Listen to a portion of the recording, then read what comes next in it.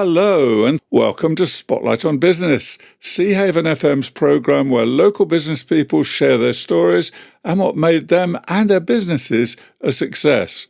I'm Barry Winbolt, and this evening we enter a world where innovation meets tradition. I'm speaking to a young visionary entrepreneur who has set up a company that is adding a fresh new chapter to the story of one of Britain's most iconic and enduring brands, Land Rover. His innovations are breathing new life into these classic vehicles by transforming them into electric marvels, or that should be electric-powered marvels. His company is not just a business, it's a passion project that redefines the driving experience by seamlessly integrating modern electric vehicle technology into Land Rover, Defenders, Range Rover Classics and the older series vehicles. He and his team are bridging the gap between past and future. The result? Land Rovers that retain their cherished aesthetics, heritage and rugged charm, but now run on clean, sustainable energy. I'm very pleased this evening to be talking to Barnaby Birkbeck, who is the founder of Electric Car Converts in Lewes. Hello, Barnaby. Hello, good evening. Hiya. And you specialise in a particular type of vehicle, don't you? We do. We do electric Land Rovers, and Land Rovers because, dare I say it, it's the easiest classic car to deal with. You'll know this in terms of an E-Type being very complicated and having curved panels, for example. We, with Land Rovers, have an easy life because it's a big square box on wheels, and you know, for 50 years or so, they're all much the same. Certainly makes life easier. And I guess the way they're constructed as well, they're very agricultural in their construction because of their origin. Yeah, well, they're ultimately made by a couple of men near Birmingham somewhere, between late 40s and 2015 odd. But in that same sense, you do get problems whereby they've been owned agriculturally by farmers, by hobbyists, by whatever, and somebody's cut one up and welded it together wrong, or they've seized a bolt in there, or God knows what, over the last 50 years. So sometimes it's great, but sometimes you wish it was actually just played with mechanics rather than, you know, a man with a welder. So you say that sometimes it creates problems for you. That's in your donor cars, yes, because you take classic cars in and... You would hope that every Land Rover would be exactly the same because it's built from the same jig and from the same factory. But I can tell you that one hole could be 2 millimeters out of place, and that messes up our whole system because suddenly it doesn't fit. Yeah, because you produce some of the parts that you fit the bits. But we'll come to that in a moment. What about why you and why Land Rovers? So give me a little bit of history of you before you founded the company, or what led you to found the company. Well, long story short, I grew up in Singapore for 18 years. Dad had a Land Rover, took me to school in it every day. Every weekend we were up in Malaysia, which is just across the border, obviously, in the mountains, driving it around, having a great time with it. Anyway, that died as we left Singapore, and I went off to the Caribbean. I became a kite surfing coach for Richard Branson on his private island. So I worked for him for 2 years or so. And I think when you're around Branson and his guests, who are also multi-millionaires, multi-billionaires. We have the owner of Google there. We had Bill Gates there. We had Elon Musk, Barack Obama, etc. When you're around that kind of people, you think, right, how can I become like one of them? And they're all business owners. So I said to Richard, how am I going to get my business here? How am I going to do this? And he says, take something that someone's already doing it, do it a little bit better in whatever way. And that really stuck with me. What an apprenticeship without knowing you were getting it. Yeah, it was. They call it the University of Life, Necker Island, because you show up there, you're up all night partying, and then in the morning you're shaking hands with God knows who. It's an incredible place, and I would go back in a second, but also looking back, you think, I'm happy where I am now, I think, which is a bit strange because people think that's the best job in the world, which it was. It's a kind of, I guess, an unreal environment gets cloying. You sort of go a little bit crazy. You think you've got 30 friends and that's it. You can't see anyone else because you're on a tiny little island. There's no supermarket, there's no bar, there's no nothing. You sort of go around in circles and you sort of start longing for the real world, I suppose, as strange as that may be. So you got this tremendous education. How old were you then? That was from 18 to 20 that I did that. Came back, went to university because I was very stressed about living there forever. You know, I didn't want to be a kite surfing instructor for 10 years and end up as a 40-year-old beach bum, dare I say. So I went to university in Leeds for geography, believe it or not. Geography and business management. So I perhaps got a little bit of entrepreneurial drive there. I don't really know it taught me too much. It was a COVID university time, so, you know, you weren't really getting the full experience. Came back from uni, and then I worked for a Microsoft consultancy. Thought I cannot sit in front of a computer anymore before I go insane, you know, go to work in the dark, go home in the dark. And I thought, I've got a chance here to do something about it. Let's play with my old Land Rover and see what we can do. And 3 years later, we now build loads of electric Land Rovers. So what was the foundation point, the date for the foundation of electric car converts then? Oh, that must have been... The incorporation, I remember, was in January. I'm pretty sure it would be January 2021 that we actually said, right, I'm officially doing this, and I put my life savings into converting my own car. So 2 years, 3 years just. Yes. Just about exactly, if it was January, it was incorporated. But of course, when you incorporate a business, you don't start. We didn't really make any money until June, let's say. So it took me a while to, work my redundancy. I was sort of secretly doing a bit of redundancy and a bit of my own stuff, trying to get it off the ground. There's a lot that goes on before I even tried to make sales. So getting the website ready, getting the marketing set up, getting everything in order so that when I had that first phone call, I knew exactly what I was talking about. Say, right, this is how we electrify Land Rovers, even though technically we'd only done half of one by that time. Did you have any clues in your earlier life before you met the Branson clique or elite that hinted that you might become an entrepreneur? I think I wasn't very good at doing what I was told, in the sense that, well, I didn't like doing what I was told in the sense that you'll be here at this time and you'll leave at this time and you might have half an hour lunch break. I just couldn't do that, whether it be school, whether it be whatever. So I was always trying to find my own way of doing it, doing something a little bit faster, doing it at a different time of day. I felt a lot happier. And I think that's what I have got out of entrepreneurship.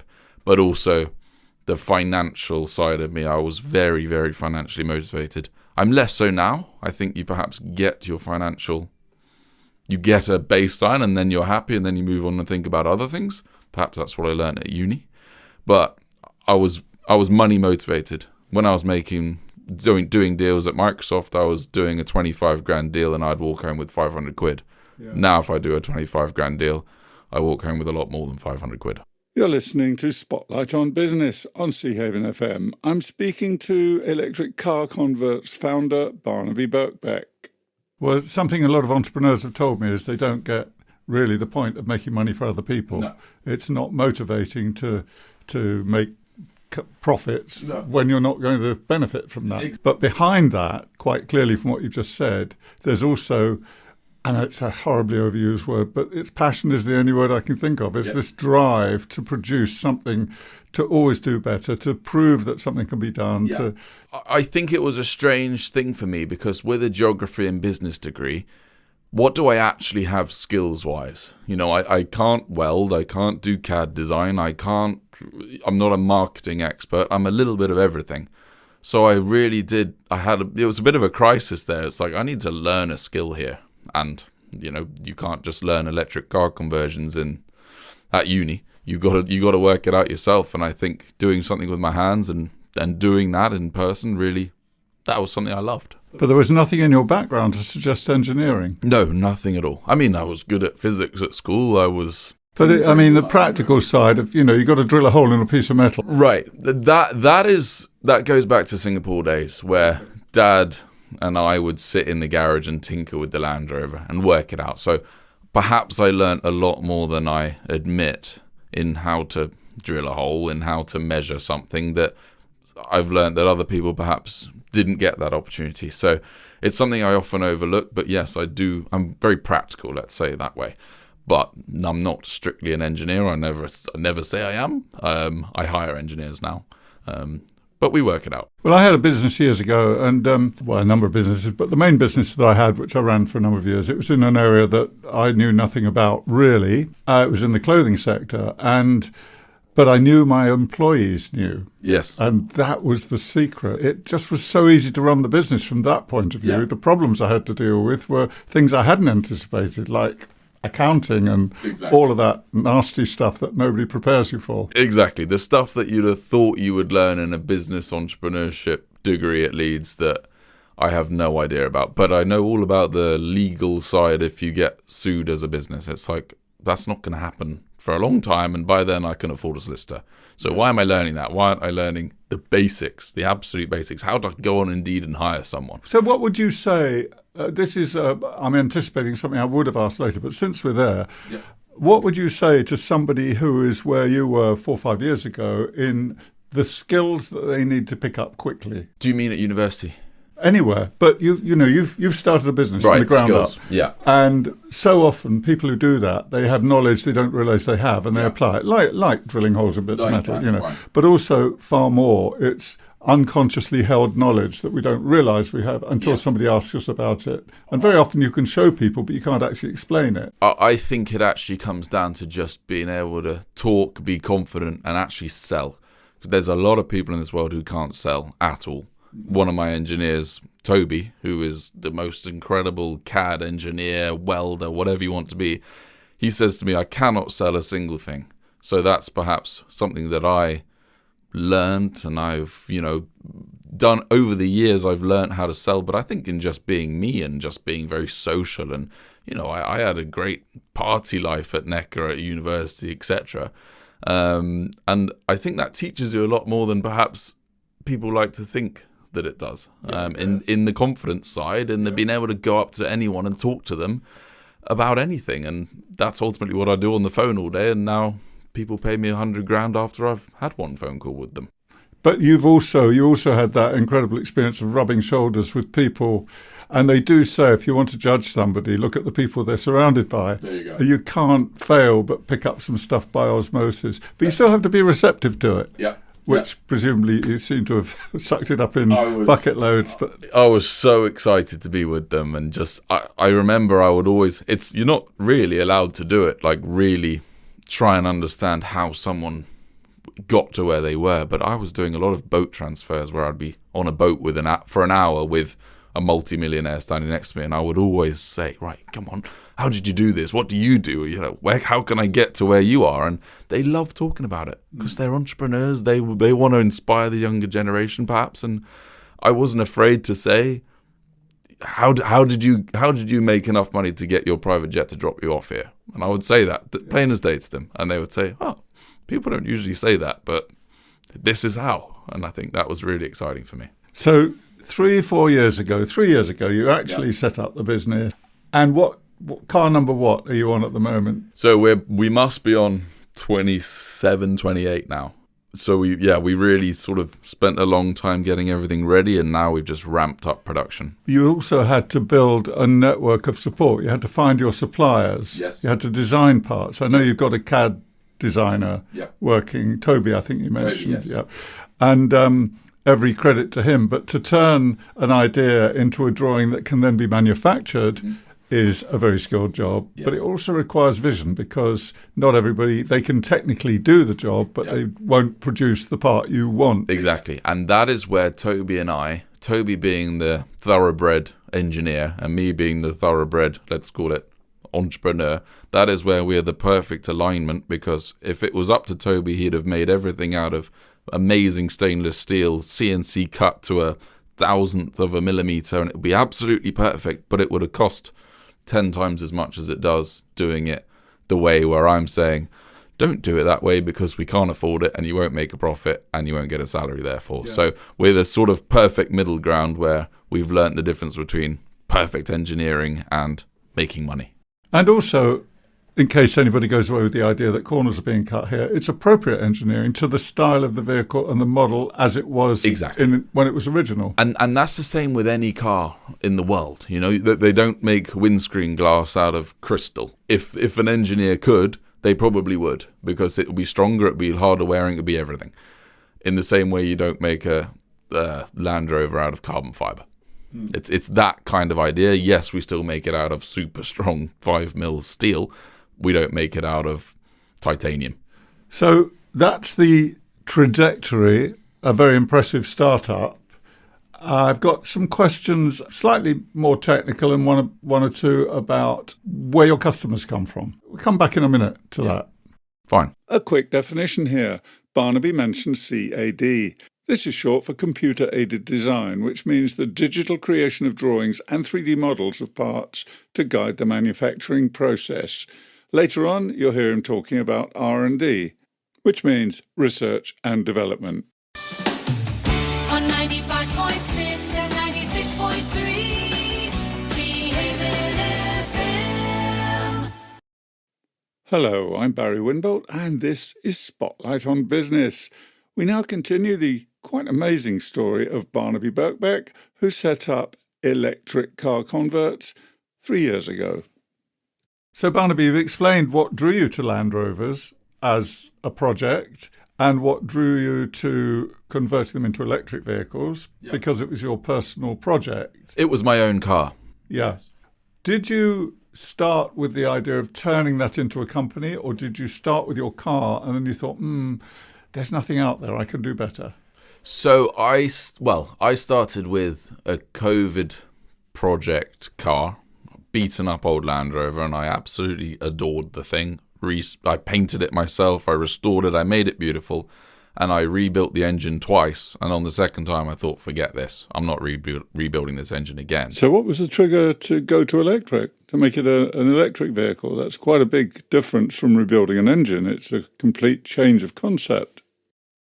So when I had my second engine failure, I called up a place in Wales who sort of had the monopoly in electric car conversions pretty much in the world. There wasn't really anyone else. And I called them and I said, I've got a Land Rover, I've made it beautiful, I need it.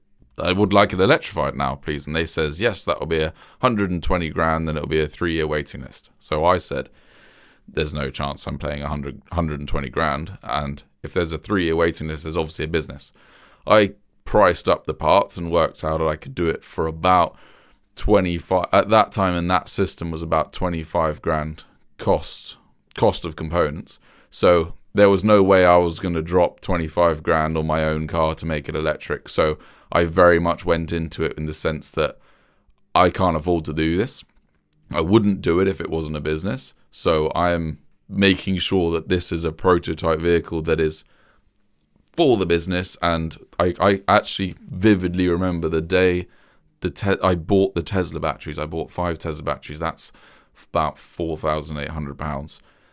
And I said, that is the app. There's no going back from here. I've bought these batteries. I've got to go off and do it now. So, and yeah, I built the cars. I did the marketing. I got the sales done. So I think in answer to your question, it was very much, this is a business. This is not just for me. Where did the first customer come from? The first customer, and he found us on the internet. I think I'm quite good at marketing without really realizing I am. He Googled us. I think we were on the 4th page of Google somewhere. And he called me and he says, okay, I understand. You've done your one car. I'm going to get a good deal out of this. And yeah, he came round. I remember the day I finished my first prototype, he came the next day. He test drove it. It broke down because I didn't realize it needed coolant as much as it did. It broke down, but we went back to the house and he gave me, I think, 22.5 grand there and then, and he left his car behind. And I thought, we've actually got to work out how to do this. But we did. We hired people. We did it in the garage. Great. A great story of entrepreneurship. And I hope inspiring to people, because part of the idea of Spotlight on Business is to say to people, you know, let's pick people's brains here and let's find out how it's done. Honestly, I think my main concern was, how the hell am I going to sell these things? But if you have the right product at the right price, we sell them so easily now. Even back in the day, I think we had 3 orders within our first month. And what's your order book like now? Now we're not taking bookings until October. Well, we're not bringing a new car in until October. And a car takes you... A car takes us about 3 weeks. So let's call it a month. To turn around. And so you do the mechanics and the running gear. You don't actually do the restoration. No. And I think that is why we are much more successful than a lot of our competitors. Because we can do a car in 3-4 weeks, that's only because we don't deal with the respray, we don't rebuild the chassis, we don't rebuild the axles, the brakes, the suspension, the whatever. That's either outsourced, or even more so now, we're very strict that the car has to come to us in a very good condition. Because then it's production line, comes in, goes back out again. You can't sit on a car for a year because I can only fit 5 cars in my workshop. You know, that takes up 20% of my capacity. And that would be my big thing, is do one thing and do it right.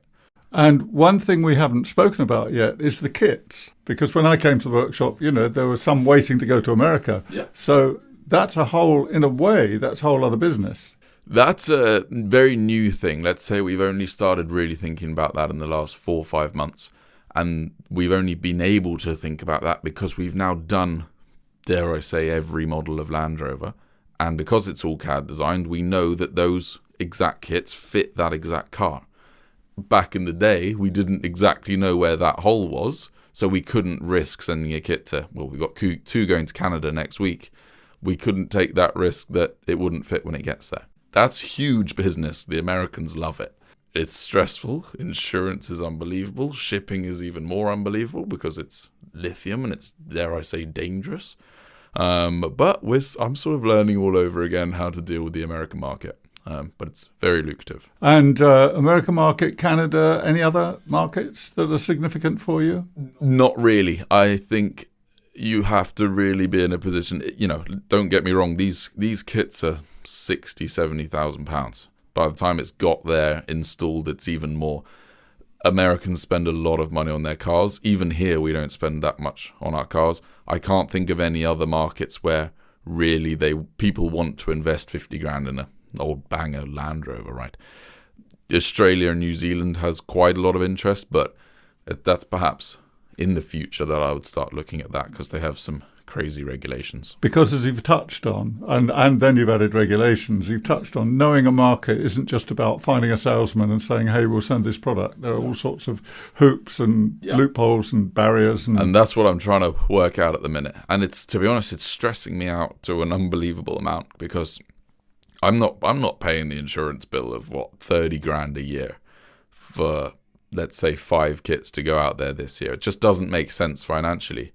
But it's an incredible market, so how else do I find ways around that? I'm talking to solicitors. They're writing up contracts that say if you drive your 400 horsepower Defender through a wall, it's not Barnaby's fault. And it's really scary because we're still small business. I'm personally liable. My flat is liable, like my personal property, because suddenly a limited company doesn't actually do what it says on the tin in terms of limiting my liability. It's a scary world, America, but I do see dollar signs, so it'll be stupid for me not to sort of pursue that and find a way of making it happen. I did that at the beginning. I'm going to do it again. You mentioned a number of times money in various forms. I mean, how did you funded it yourself to start with? I did. I've never had an ounce of investment from anybody. It's all come from my initial investment in the company. Which I saved up, to be honest, I used to do a bit of super yachting, and I went on a TV show, and they paid me a lot of money to do 2 weeks work. Like, I'm talking 25 grand to do 2 weeks work. And one of my NECA guests said, you have to invest it in either property or business. And I did it in business.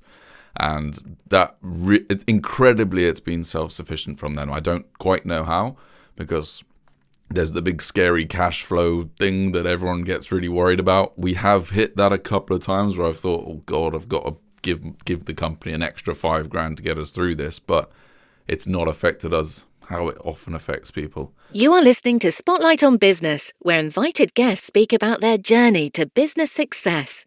And remember, you're hearing this exclusive interview on Seahaven FM's Spotlight on Business. And you've got quite a short cycle. If you're talking weeks, not years, as with a full restoration of a classic car. And we are very strict in taking, I think, up to 90% of the money up front now.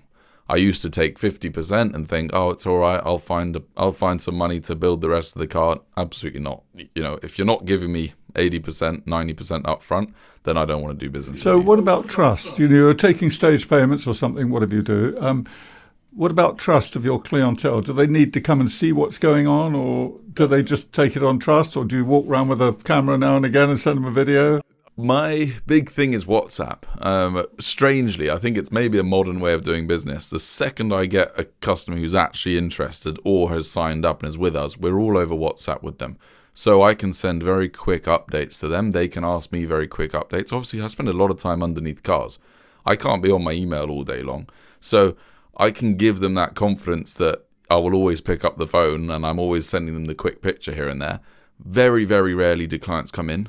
I've probably only met in person less than half of my clients. So somehow you engender that trust, albeit with the help of WhatsApp and your website and so forth. Obviously, our website's good. Our YouTube's obviously very good because people know who I am. We're at Goodwood Revival. We're at lots of classic car shows, so people know me in the industry. It's a nightmare of a weekend, but we sold 2 cars out of it. So, Barnaby, the story of electric car converts so far. Founded 3 years ago, for your original prototype car, you used your own Land Rover, and you've gone on to complete 27 or so conversions. You're exporting kits now for people who want to convert their own Land Rovers, and your main market for that at the moment is America and a little bit Canada. And now you're exhibiting at international trade shows like Goodwood Revival. And all of this you did without seeking third-party funding. I'm very proud of that because, people will listen to my voice, the way I speak, the fact that I've gone to a certain type of school in Singapore and said, oh, obviously daddy's given you loads of money and you've started up this thing, and if it all goes wrong, don't worry, there's another 100 grand. But it really isn't that way. I wish it was, because that would be a lot easier, because I'd have, invested 100 grand in machinery and plant and everything. Except that I have to say, from personal experience and from watching other people, because I've checked this theory with them, if you have all the money up front, you will spend some of it unwisely. You dream of having the right budget, but having to struggle makes you much more creative, doesn't it? Yeah. And look, we have to be profitable. On that very first car, if we didn't make a profit, there was no way we could make the second car. And, the second car, perhaps the profit from that allowed us to get a barn in a farmyard up in Barkham. That then gave us enough profit over 6 months to get a nice fancy unit in Lewis. It really is self-sustaining, and I don't like taking on the risk of thinking, right, I'm going to call an investor, I'm going to give him 10% of the business, and I'm going to pull £1 million out and go. I'm never going to owe someone £1 million or even 100 grand, even 50 grand, because it just scares me. We'll do it organically.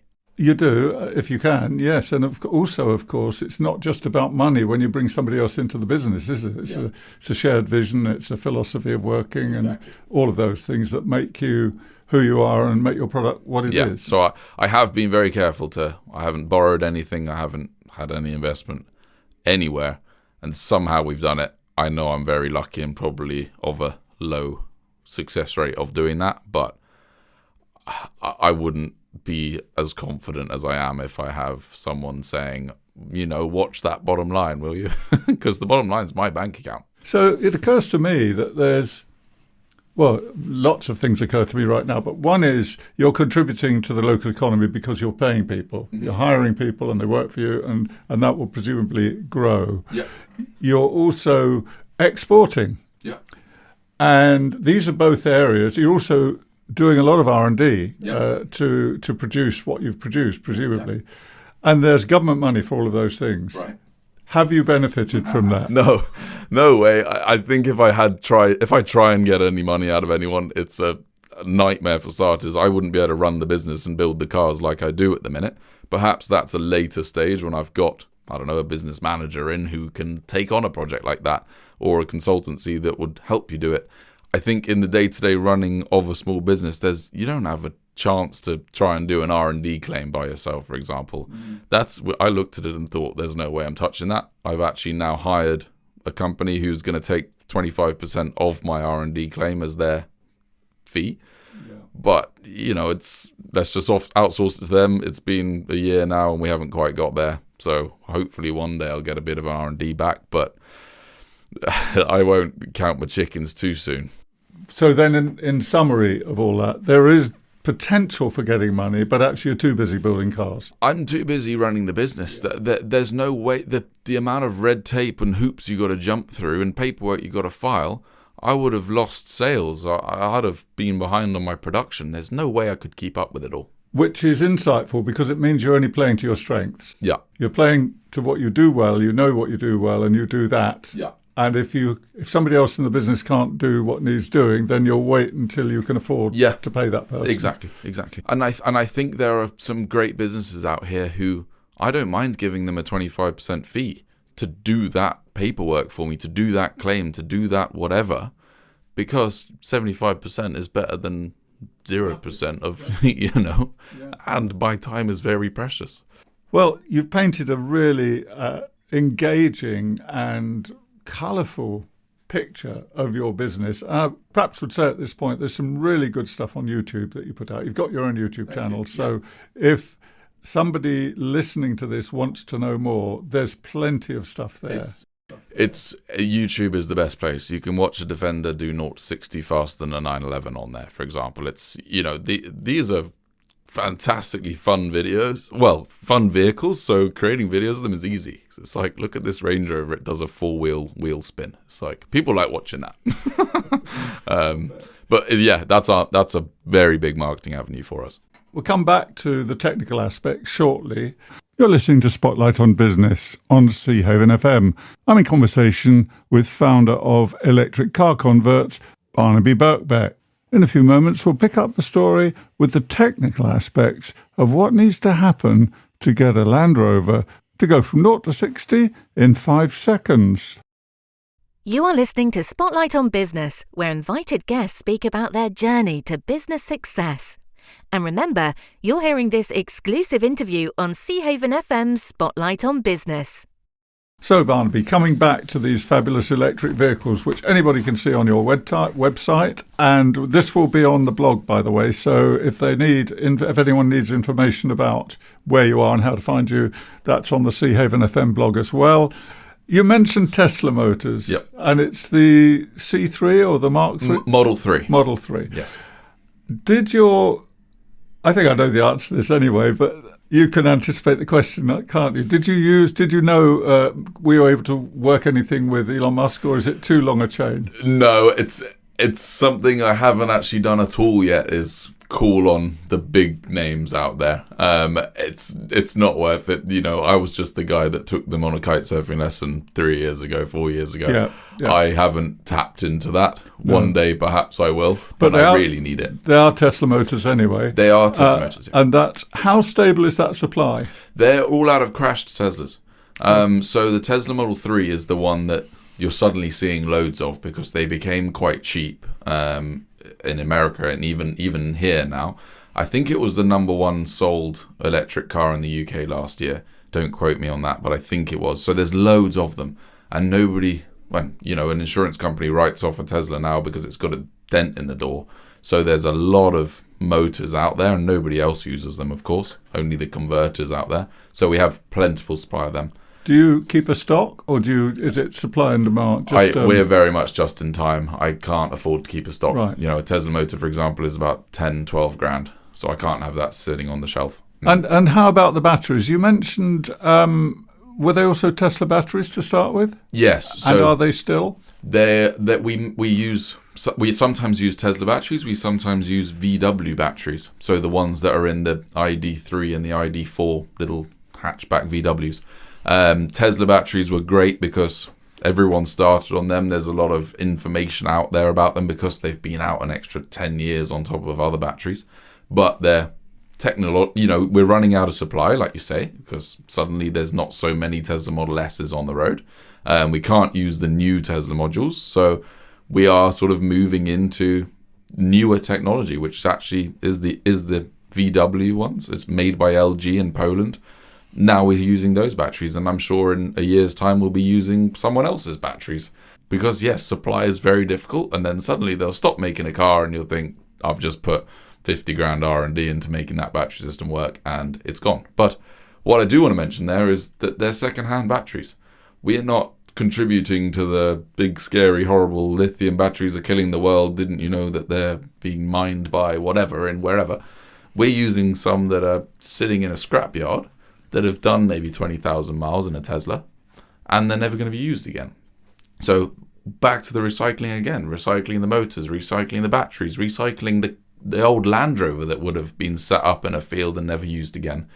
I hope that we're eco-friendly in that sense, even though I thought that that was perhaps our great USP that people would love, and that's why we're doing this. To be honest, it's not been that as much as I thought it was. It's more, people are more interested in the cars, the drivability, the fact that electrics are just better to drive. It's not the environmental aspects that we do that I thought it would be so much. So what about the end of life for the batteries? What happens then? Are they recyclable? So they're rated for about 200,000 miles. So you're probably never going to do 200,000 miles in your old 60s Land Rover series something. But if you did, or if you did in your production vehicle and they were no longer efficient enough for a car, then you put them into solar storage. So once they come out of our cars in, 10, 20 years, there'll be just battery banks in anyone's garage. When you have too much solar coming in, you just charge up your battery pack, and then that will power your house in the evening, for example. After that, every single part in the Tesla module or in the battery module will get recycled. So it will go back down to raw material, raw metal, and then it will go into the next battery. So theoretically, there's a perfect circle of supply that will eventually happen. And that is using existing technology. Yes. So the final disposal, that you just plug it in and there it goes. I don't mean plug it in the sense it's electrical, but you just put it into the system and it gets disposed of. Yes. It will get recycled back down. Way. Yeah. And then probably will go. I imagine by that time Tesla and VW and whoever will have a recycling program for their old cars in a way that they can turn those metals back into new batteries. But even so, it's far more eco-friendly to have a battery that does 200,000 miles than a diesel engine that, can perhaps do 100,000 miles and then it needs this change, that change, the oil change, this rebuilt, blah, blah, blah, blah, blah. This battery pack you don't touch. Sharing the stories behind local businesses with a new guest each week. This is Spotlight on Business, broadcasting right here on Seahaven FM. So what about maintenance on your vehicles then? What does that require? Somebody buys one? So I'll do software updates. So I'll do that over the internet and just magically put an update onto someone's car if I invent something new or if I have a new idea or whatever. But other than that, there's no maintenance. Well, every 100,000 miles you got to change the oil in the Tesla motor. So pretty much forget about it. You do, and I stress this, you do still have to fix the brakes. You still have to fix the suspension because it's an old Land Rover. I guarantee you the suspension will snap at some point or the brakes will stop. So you still have the tinkerer, the farmer that wants to play around with their old Landy. You still have to go to the MOT, get mechanics to look at it. But the EV system, thank God, stays where it is because I don't have to then go and deal with it every year. So a nice little byproduct of electric power, I suppose.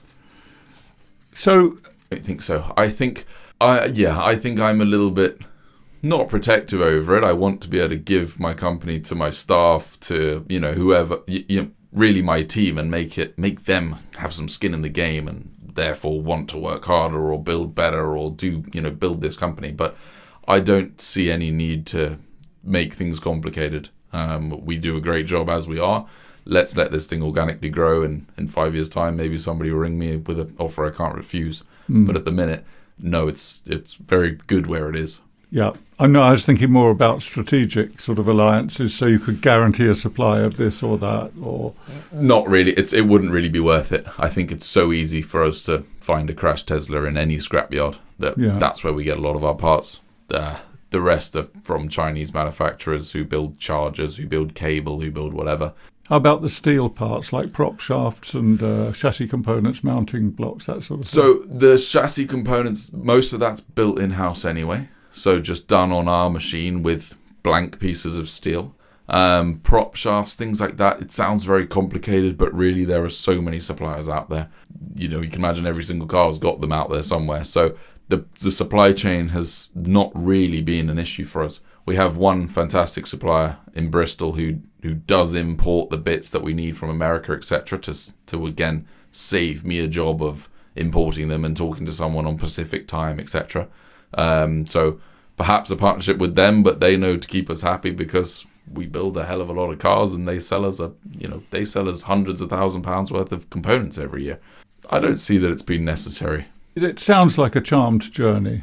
I understand that it was difficult and there were probably a lot of sleepless nights and all of those things. And what I've noticed in clever people who start businesses, they very often just, of course there were problems, but that's what happens. You just fix it. Yep. And you certainly sound as if that's your attitude as well. Nevertheless, what were the unforeseen, something that suddenly, oh my God, I didn't see that coming? Yep.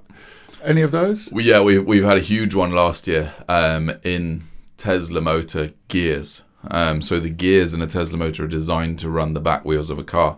We twist that Tesla motor and put it in the middle of a car, where it then goes through the two differentials on the Land Rover. Front and rear. Front and rear. You've got to change the gear ratio there, otherwise you'll only be able to do 30 mile an hour at maximum motor RPM.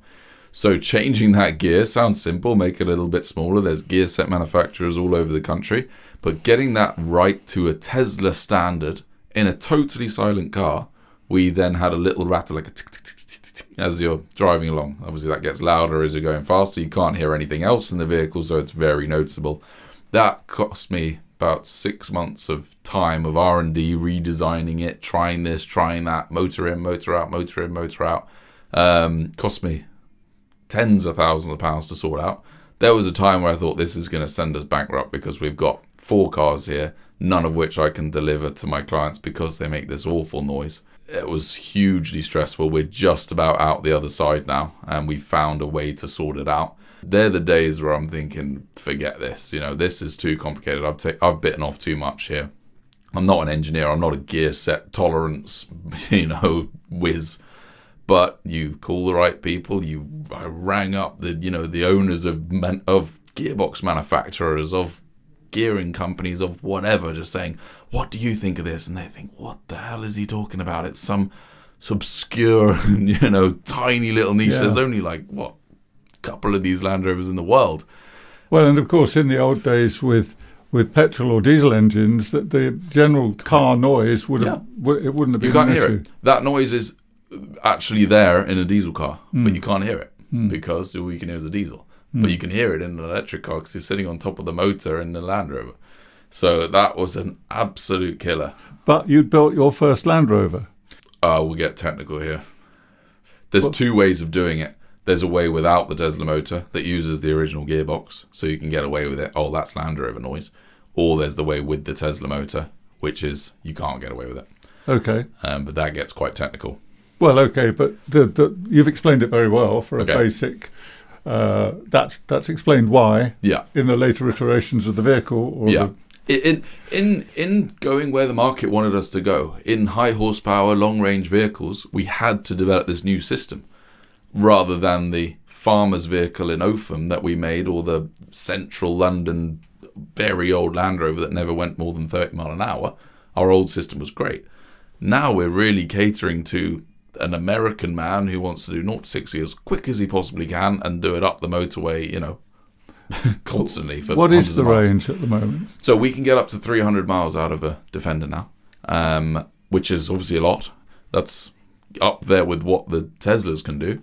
Obviously, we can fit a lot of heavy batteries in a Land Rover. But most of our clients would prefer a 130, 140, 150 mile range, because my clients have always got another car for the day they drive to Cornwall. This is their everyday car to go to the shops, to go to work, to go to whatever. Even if your Land Rover was diesel, I doubt you'd drive it to Newcastle because you have another car. So I prefer to do the cheaper, lower range cars.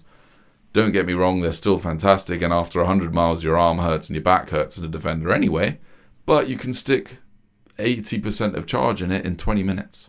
So the one day you drive it to Cornwall, just stop and have a McDonald's and plug it in and you're ready to go again. That's a big development in EV technology. Not just me, that's coming from Tesla, from the top. What about future developments in your field of vision? I think it's all going to be charging time. So the fact that your diesel tank let's say your petrol tank probably gets you 300 miles of range, but you can fill it up in 5 minutes, that is what's coming for the EV market. At the minute, we can put that much mileage in 20 to 25 minutes. That will become 10 minutes. That will become 5 minutes. There'll be charging stations galore, more than there are petrol stations, and suddenly you'll be charging your car as quickly as it took you to fill up with petrol 5 years ago. Alternatives, biofuels and so forth. What do you think about that in relation to electric vehicles? I think biofuels I'm a little bit less clued up on. I'm very much a one-trick pony. I think you have to be in business. I think hydrogen is more of a argument I get from people on YouTube or on sales calls, etc. Oh, let's just do it hydrogen. And I say, there's like 3 hydrogen stations in the UK as it is. And that hydrogen, by the way, comes on a ship from Dubai or wherever it comes from. It's perhaps a very good system, but it's not ready. Maybe it's a 30-year solution. It's not a right now solution, and we need a solution now. If EVs only last 25 years, that's actually fine. Well, I was meaning more about, clearly neither one is going to trump the market, and at the moment electric vehicles are holding their space very well. Yes. I suppose what I'm driving at is where does it fit in the food chain, electric vehicles such as the ones you're building, because it's a fairly elite product. Yeah. I think it goes back to what I was saying in that the electric Land Rover is not designed to replace a different car, but it's also not being bought by my customers for an eco-friendly reason.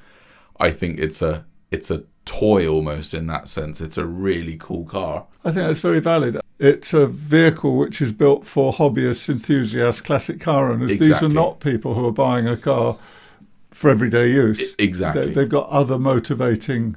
Yeah, it's more to keep your grandfather's old Land Rover on the road because, and I hear this very often because I learnt to drive in it 30 years ago. It's a nostalgic car. If I wanted to do it for other reasons, I would be doing Ford Focuses from 2010 to 2015, and I would mass produce them, and I would save the world a little bit more there.